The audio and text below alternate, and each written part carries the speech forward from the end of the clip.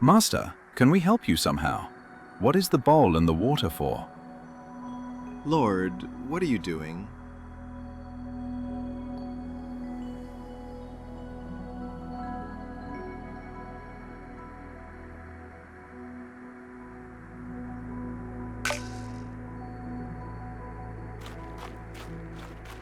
Lord, are you going to wash my feet? You shall never wash them.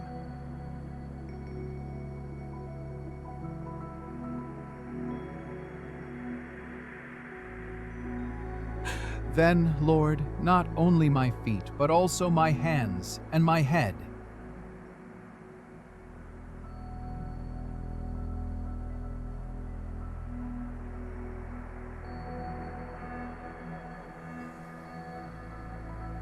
What do you mean, Master? Are you suggesting that one of us is not worthy to have his feet washed?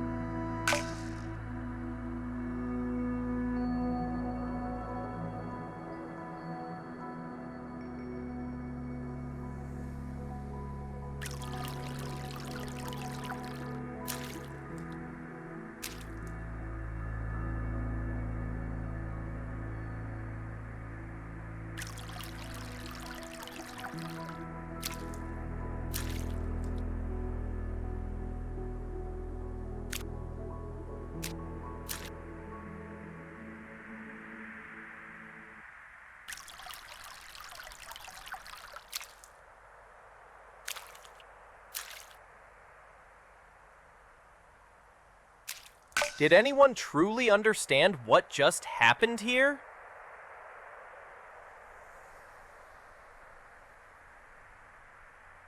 Lord, is it I? None of us would ever do such a thing. Right? Ask him, John. Who does he mean? Lord, who is it? No, I won't listen to this any longer. I'm going out. I need air.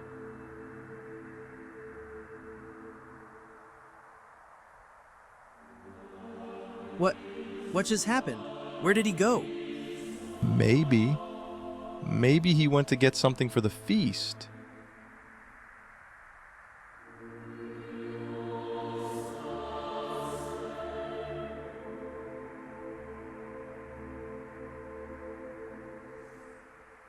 How should we understand your words?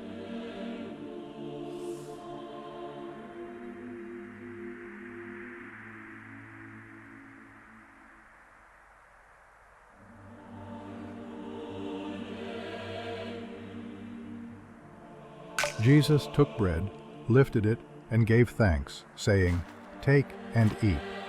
This is my body, which is given I to don't you." understand it all. Then he broke the but I bread feel it is holy. and began to give it to each of the apostles. In their eyes there was reverence and a quiet lack of understanding. To us out of love. I am not worthy, Lord, and yet you give it to This me. is his way to remain with us forever. This is more than a ritual of Passover. As Moses gave manna, so he gave the bread from He heaven. is giving himself to us. The Master truly speaks of himself, of his own body. But how can we comprehend this? How can we eat him?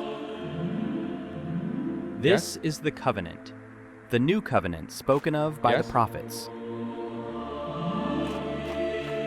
As Moses gave manna, so he gave the bread from heaven. This is his way to remain with us forever. On the first day of the festival of unleavened bread, the disciples came to Jesus and asked, "Where do you want us to make preparations for you to eat the Passover?"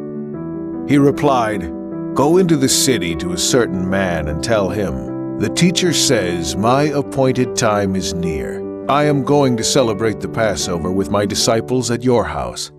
So the disciples did as Jesus had directed them and prepared the Passover. When evening came, Jesus was reclining at the table with the 12. And while they were eating, he said, "Truly, I tell you, one of you will betray me." They were very sad and began to say to him one after the other, "Surely you don't mean me, Lord." Jesus replied, "The one who has dipped his hand into the bowl with me will betray me." So he got up from the meal, took off his outer clothing, and wrapped a towel around his waist. After that he poured water into a basin and began to wash his disciples' feet, drying them with the towel that was wrapped around him. He came to Simon Peter, who said to him, "Lord, are you going to wash my feet?" Jesus replied, "You do not realize now what I am doing, but later you will understand." While they were eating, Jesus took bread, and when he had given thanks, he broke it and gave it to his disciples, saying, "Take it, this is my body." Then he took a cup, and when he had given thanks, he gave it to them, and they all drank from it. "This is my blood of the covenant, which is poured out for many," he said to them. "Truly, I tell you, I will not drink again from the fruit of the vine until that day when I drink it new in the kingdom of God."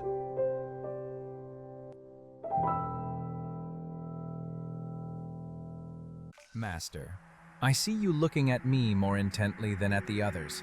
Is something wrong?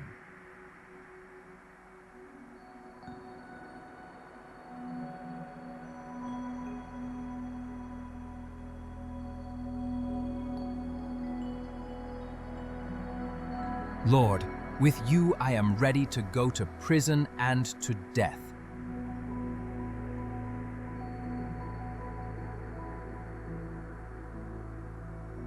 But how can that be, Master? That's impossible.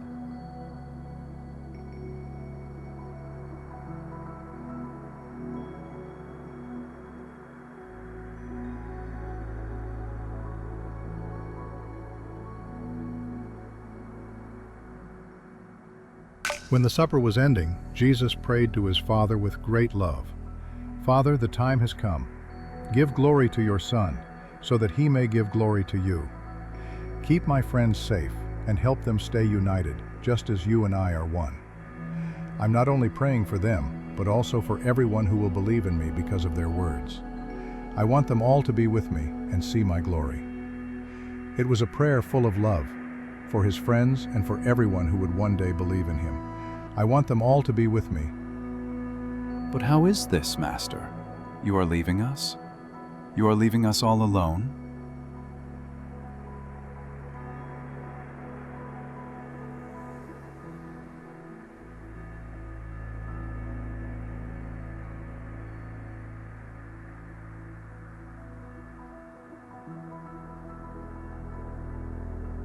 Who are you speaking of, Master?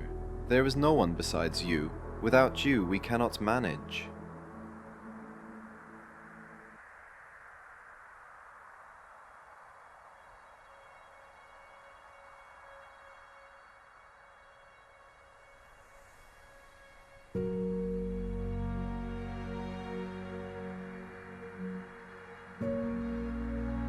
Truly, not all your words have I understood well, but we will wait for the coming of the Helper of whom you spoke.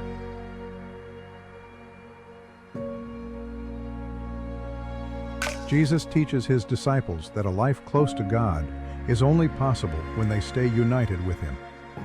"I am the true vine, and my Father takes care of it. Every branch that does not bear fruit he cuts away, and every branch that does bear fruit he cleans so it can grow even more. Stay close to me, and I will stay close to you. Just as a branch cannot grow fruit if it is apart from the vine, you cannot do anything without me. I am the vine, and you are the branches." Jesus tells his disciples that they too will suffer, but their pain will show the world his love and truth. "This is my commandment: love one another as I have loved you. No one has greater love than the one who gives his life for his friends. If people have hurt me, they will also hurt you." Finally, Jesus compares his death and resurrection to the pain of a mother giving birth, pain that turns into joy and new life. "Truly I tell you, you will cry and be sad, while the world will rejoice. You will feel sorrow, but your sorrow will turn into joy. A woman feels pain when she gives birth, but when her baby is born, she forgets her pain because she is filled with joy. In the same way, you are sad now, but I will see you again, and your hearts will rejoice, and no one will take your joy away.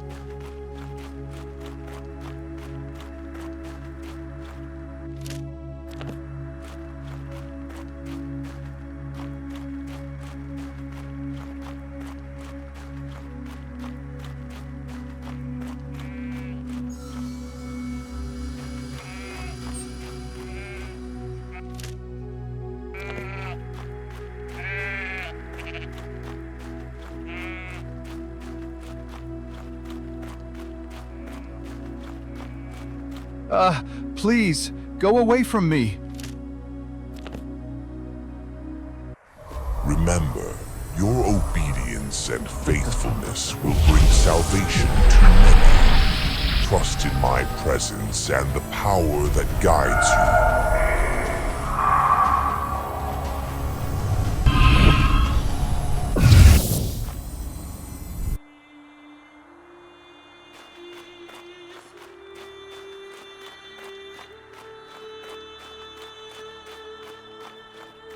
Thank you for saving me.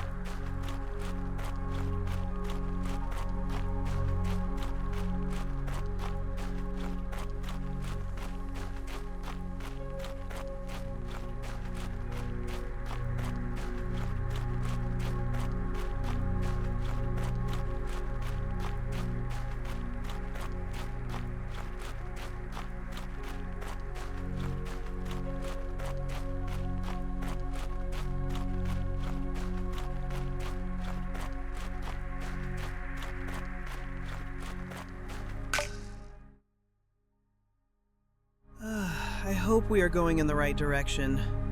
Don't complain. Over there, on the left, you can see the olive trees that grow only on this part of the slope. Yes, it seems you're right. We've finally made it. Good thing we walked with him.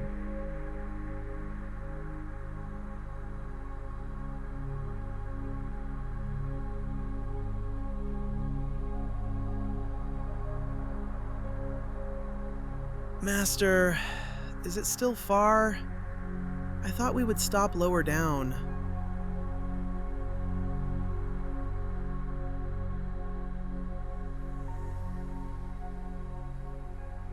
Here? You're leading us to this cave?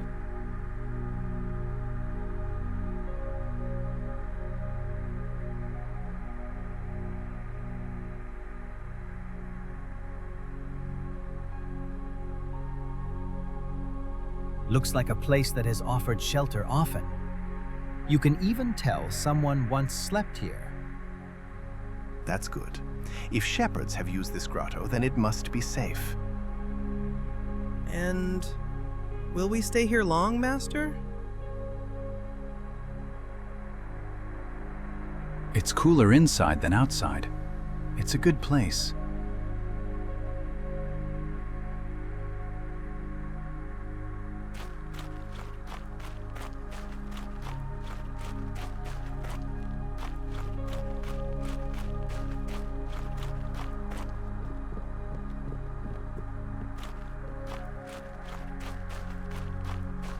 Shalom!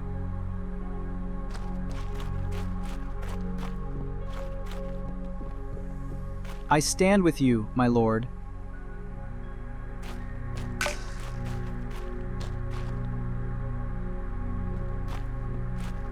It really is quieter here than outside.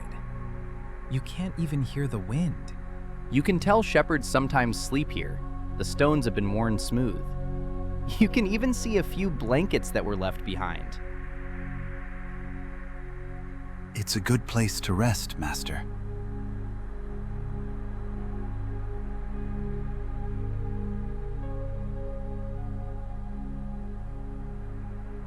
Master, will you rest as well? We've walked all the way from the city without a break.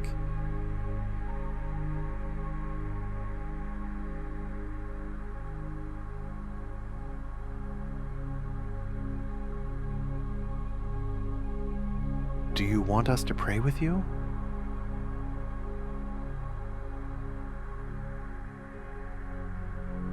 Yes, Master? We're coming with you.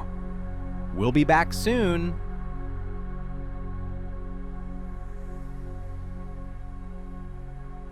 May the Master have strength, whatever awaits him. We'll keep watch here. He knows what he's doing.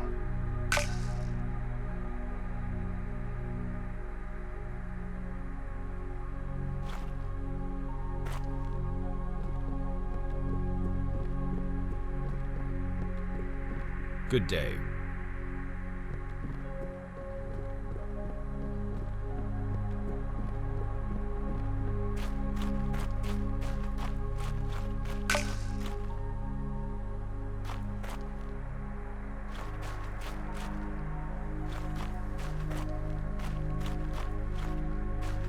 Master, do you want to pray here, by the fire?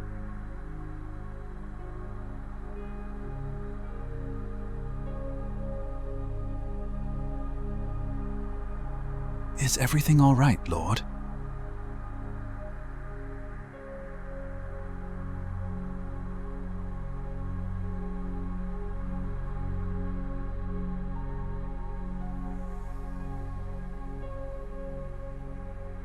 Master, is there anything we can do to help?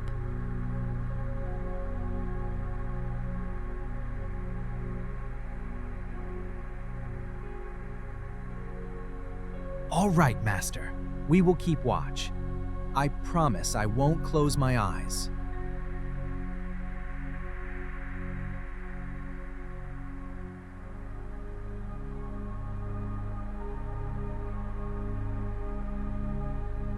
Master, you know what's going to happen, don't you?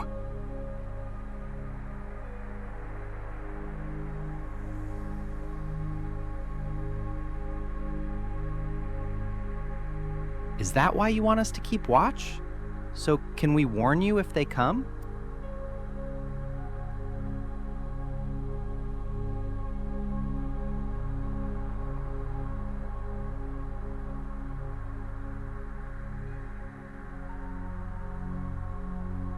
Go, Lord. We will keep watch.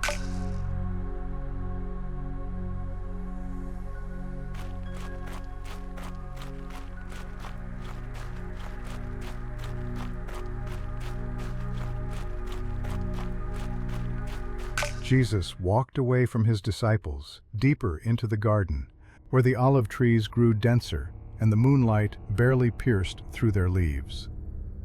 When he was about a stone's throw away from Peter, James, and John, he fell to his knees, and then to his face. There, in solitude, in struggle, he began to pray.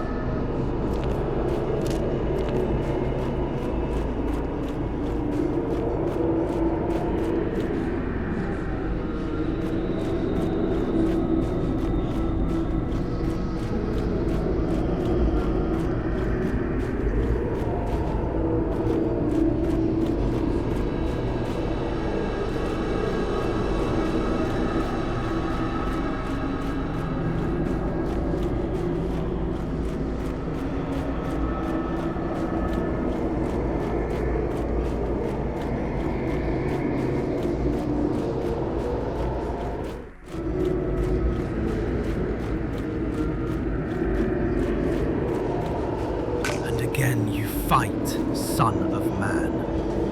Does it never tire you? Look at them. This is only an echo of what truly awaits you. The whips that will tear your flesh. Do you really want to go through this for them? No one will appreciate it.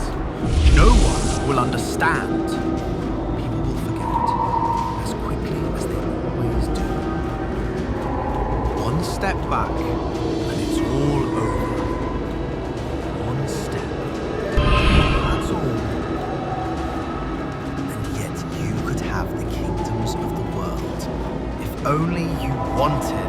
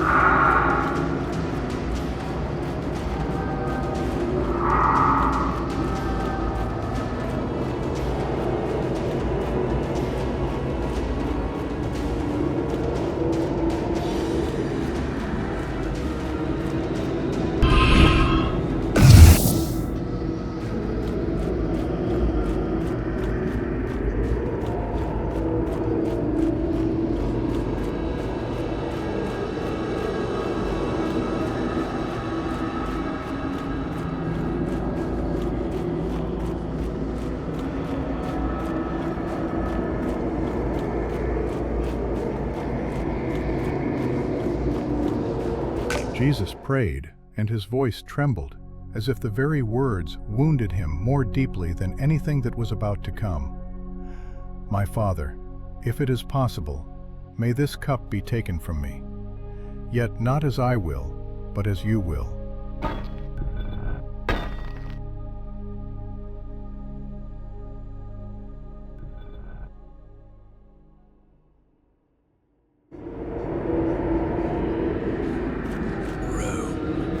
Power you cannot break with a single word. They will not yield. They will not step back.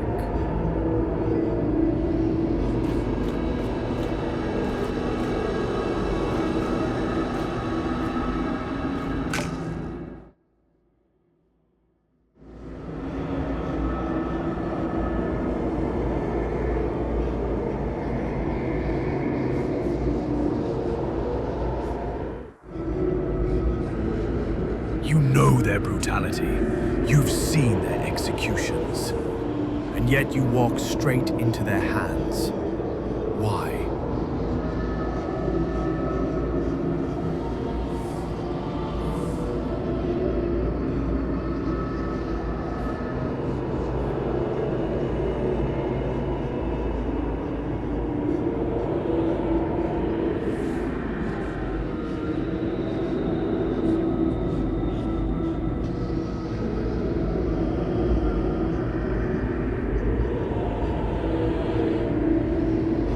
Do you think your disciples will stand by you?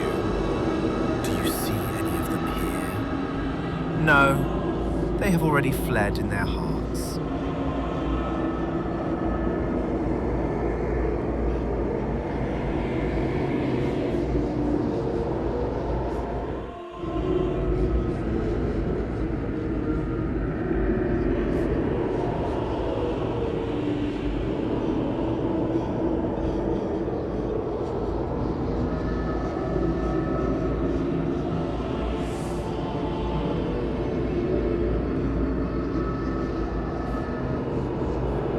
Surrender. You can still walk away. You can still live.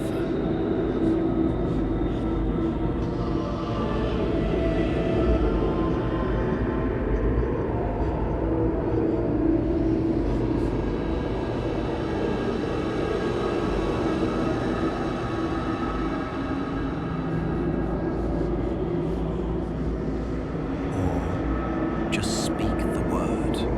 One, and legions of angels will crush this world to dust. Why are you silent?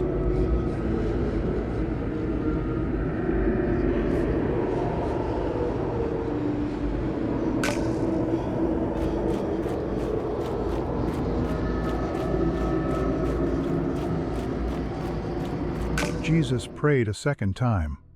His steps were heavier than before, as if every movement demanded great effort.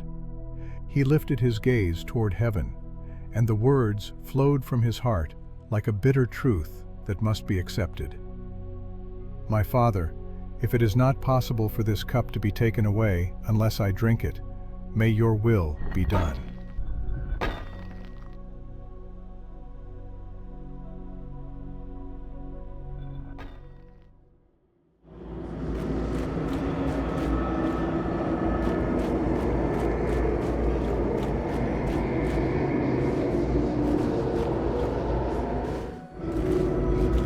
Do you see? This is how your end will look. Wood, nails, shame, and the loneliness that no human has ever dreamed of.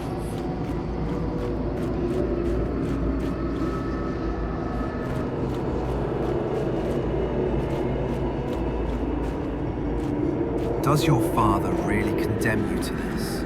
To this? To a pain that even your beloved cannot bear to look upon?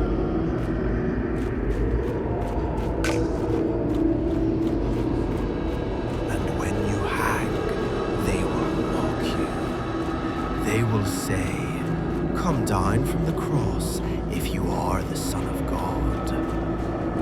That is what they will say. That is how they will laugh.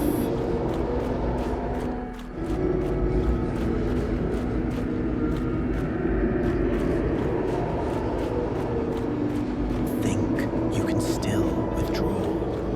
You can still step off this path. All it takes is not going further. No one will find you here. No one can force you.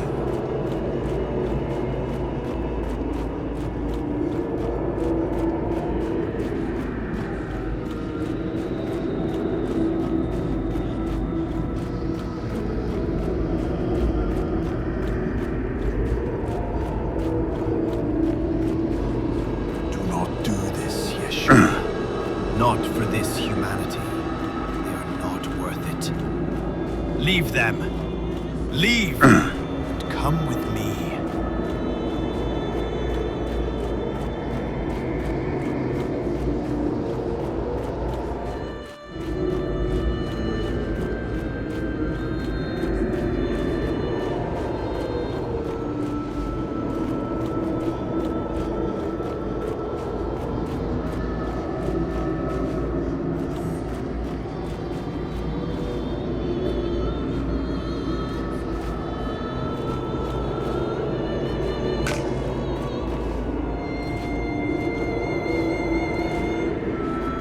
For the third time, Jesus paused among the olive trees.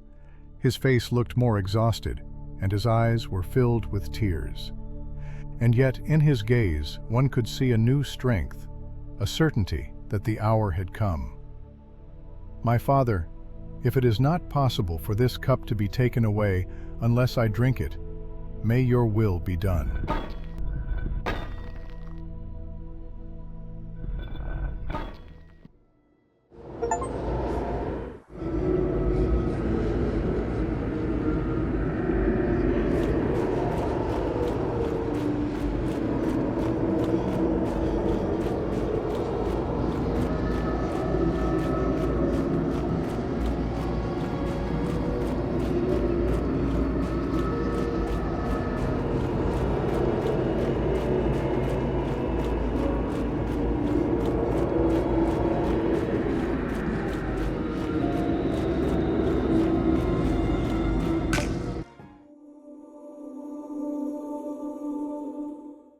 Lord, you are not alone.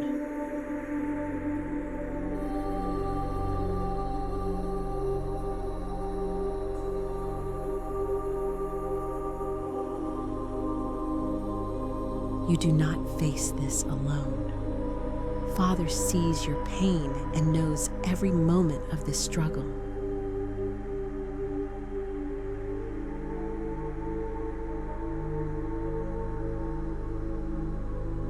Have faith, not doubt.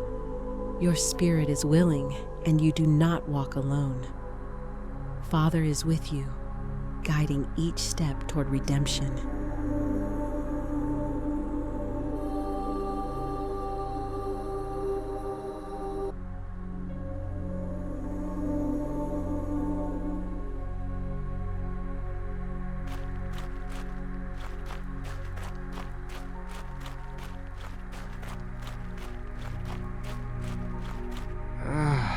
Did we really fall asleep?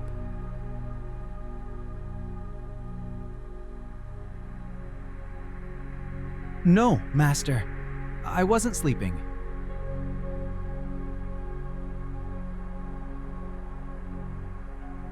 Lord, I did not mean to fall asleep. We suddenly became so tired. Prayer, it was so heavy.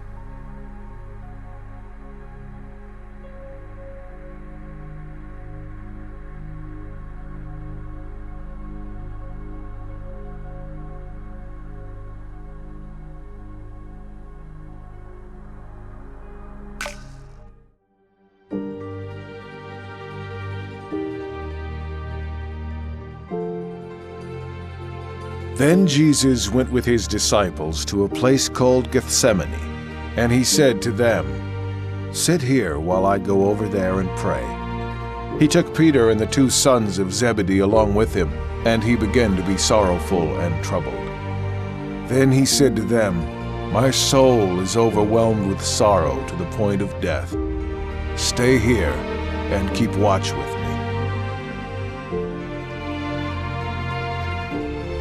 Just as he was speaking, Judas, one of the 12, appeared. With him was a crowd armed with swords and clubs, sent from the chief priests, the teachers of the law, and the elders.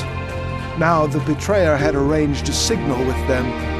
"The one I kiss is the man. Arrest him and lead him away under guard." Going at once to Jesus, Judas said, "Rabbi," and kissed him. The men seized Jesus and arrested him. Then one of those standing near drew his sword and struck the servant of the high priest, cutting off his ear. Jesus commanded Peter, "Put your sword away. Shall I not drink the cup the Father has given me?"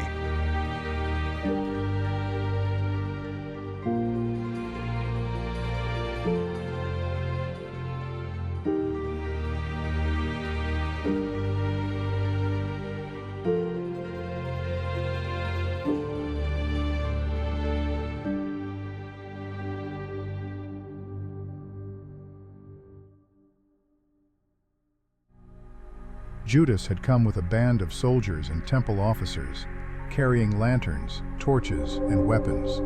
At the moment of arrest, the disciples fled, as it had been foretold. The shepherd would be struck, and the sheep scattered. Yet Peter and another disciple followed at a distance. So, where are we going now? Take him to Annas. I've got my payment to collect. Ours too? We didn't follow you for free. Better sort it out with the priests. Everyone was supposed to come back with both ears. Whatever's between me and them is none of your business, Judean. But the one back there doesn't look cheap. They're paying as if he were an ordinary slave. I thought they'd value him higher. I didn't expect it to look like this. As if he were waiting. He's always waiting, always knowing, always seeing. And because of that, this has to end. I saw him heal the man who came for him. You saw it, and you're still dragging him along. We have to go. We're going. I'm just asking, why? Why? Because it has to be done. I thought he'd finally do what everyone who sways a crowd promises to do, and now he has to face the consequences. That isn't an answer. It's the only one I have. But why did you hand him over? He looks like he's already forgiven you before anything's even begun. It's politics. You don't have to understand. You hide behind politics the same way you hide behind, "I have to." I don't think you fully know what you've done. Faster.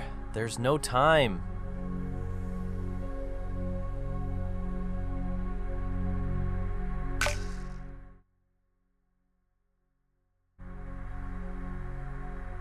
It was night. Head up! Eyes Deep forward! night, after the supper during the Passover feast. Jerusalem was crowded with pilgrims, and in many houses prayers and remembrance of the Exodus still lingered in the air. From the Garden of Gethsemane, near the Mount of Olives, Jesus of Nazareth was led away, bound.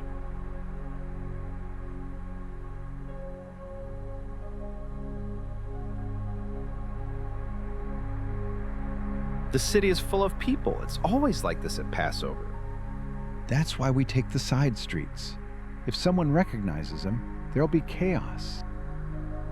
Is that him? The one who taught in the temple? The very same. A Galilean. Everyone talks about him. Some say he's a prophet. And others, the Messiah. That's why he can't walk freely.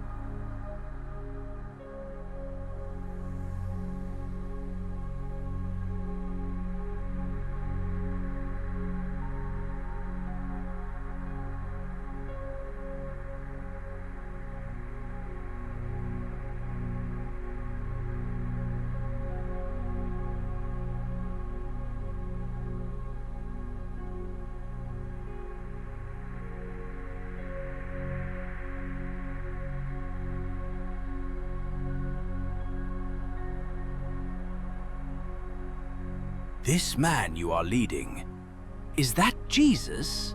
Step aside and stay out of our business, or we'll take you along the same way.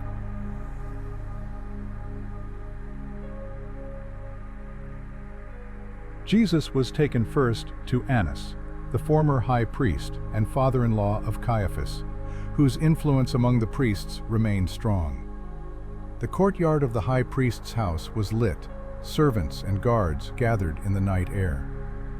And so the first questioning began, only the beginning of that long night. We have brought Jesus of Nazareth.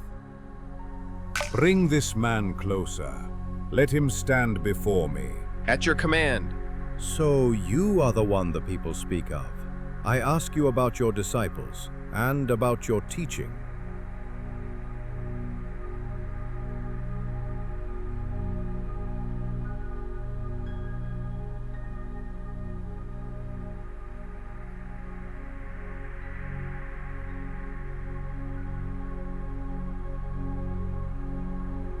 Yet crowds followed him. He spoke words that moved ordinary people. Then speak here. Say what you taught.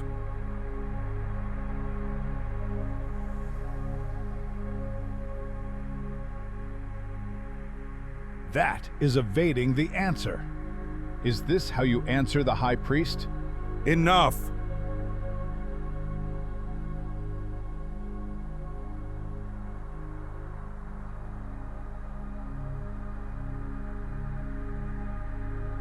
He does not answer as a guilty man. No decision will be made here. His case is too serious. Bind him and send him to Caiaphas. Did you hear the high priest? Let's move. To Caiaphas, quickly, before anyone notices.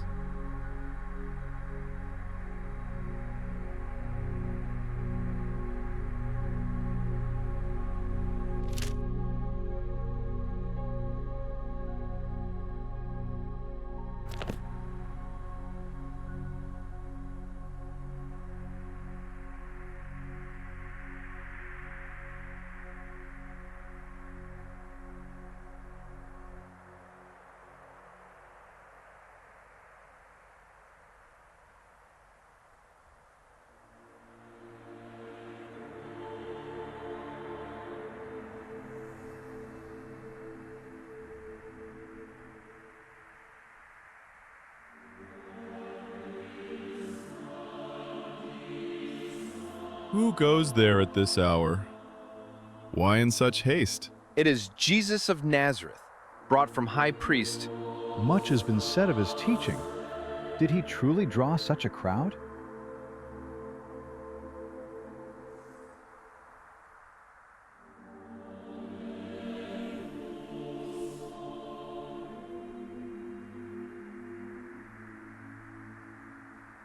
From Annas, Jesus was sent, still bound, to Caiaphas, where the chief priests and elders were assembling.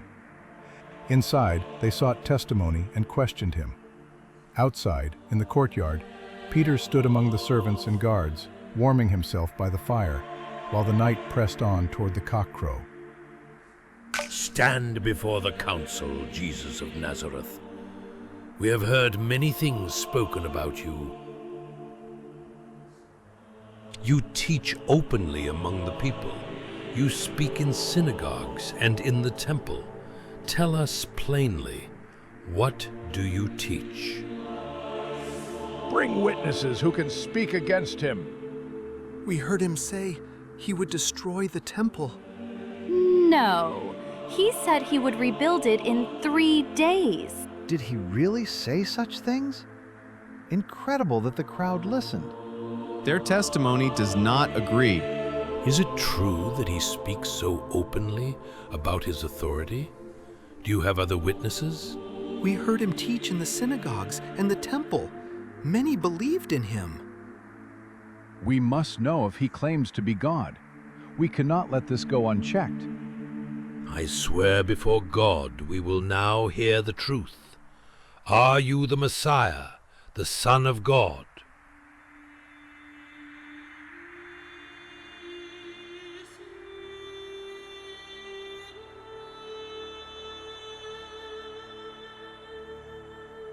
Blasphemy!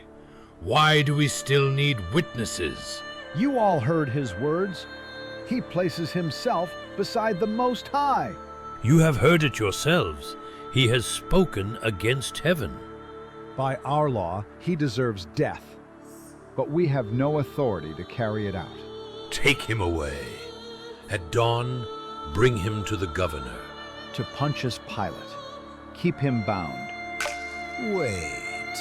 I reckon. Let him be punished! I saw you with the one seized. You are Let him with this suffer Jesus for of his Nazareth, lies. aren't you? It's not true. I do not know this man. Surely you were with him in the Get garden. out of our town! Isn't he your master? No, I was not. I don't know what you're talking about. Yes, now I recognize him too. You were with the seized one. Tell No, the truth. I do not know this man.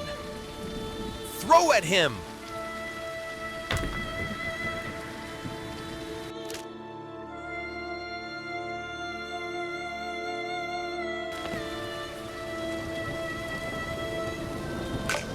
Then the Jewish leaders took Jesus from Caiaphas to the palace of the Roman governor.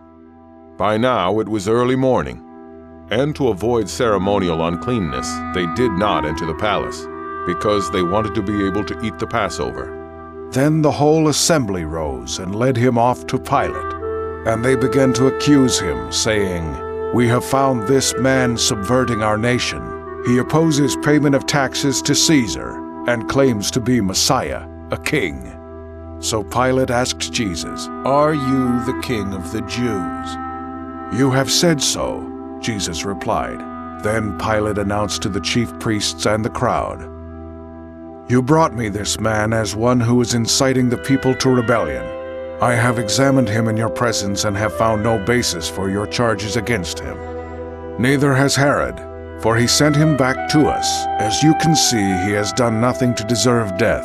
Therefore I will punish him and then release him." Now it was the governor's custom at the festival to release a prisoner chosen by the crowd. At that time they had a well-known prisoner whose name was Jesus Barabbas. So when the crowd had gathered, Pilate asked them, "Which one do you want me to release to you, Jesus Barabbas or Jesus who is called the Messiah?"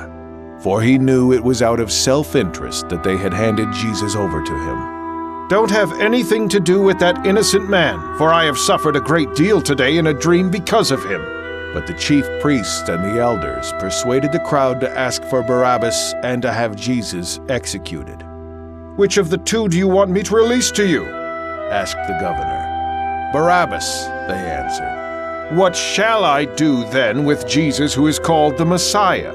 Pilate asked. Then they answered, "Crucify him." "Why? What crime has he committed?" asked Pilate. But they shouted all the louder, "Crucify him!" When Pilate saw that he was getting nowhere, but that instead an uproar was starting, he took water and washed his hands in front of the crowd. "I am innocent of this man's blood," he said. "It is your responsibility." All the people answered, "His blood is on us and on our children." Then he released Barabbas to them. Then Pilate took Jesus and had him flogged. The soldiers twisted together a crown of thorns and put it on his head. They clothed him in a purple robe and went up to him again and again, saying, "Hail, King of the Jews!" And they slapped him in the face. Once more Pilate came out and said to the Jews gathered there, "Look, I am bringing him out to you to let you know that I find no basis for a charge against him." When Jesus came out wearing the crown of thorns and the purple robe, Pilate said to them, "Here is the man!" As soon as the chief priests and their officials saw him, they shouted, "Crucify! Crucify!" But Pilate answered, "You take him and crucify him." The Jewish leaders insisted, "We have a law, and according to that law he must die because he claimed to be the Son of God." When Pilate heard this, he was even more afraid, and he went back inside the palace. He asked Jesus, "Where do you come from?" But Jesus gave him no answer. "Do you refuse to speak to me?" Pilate said. "Don't you realize I have power either to free you or to crucify you?" Jesus answered, "You would have no power over me if it were not given to you from above. Therefore, the one who handed me over to you is guilty of a greater sin."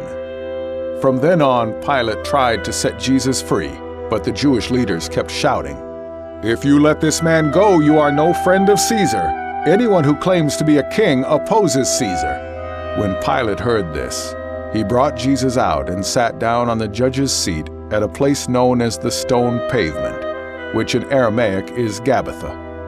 It was the day of preparation of the Passover. It was about noon. Pilate said to the Jews, "Here is your king." But they shouted, "Take him away! Take him away! Crucify him!" "Shall I crucify your king?" Pilate asked. "We have no king but Caesar," the chief priests answered.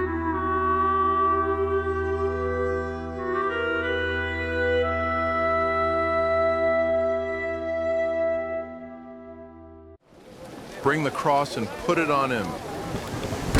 Heavy? Good.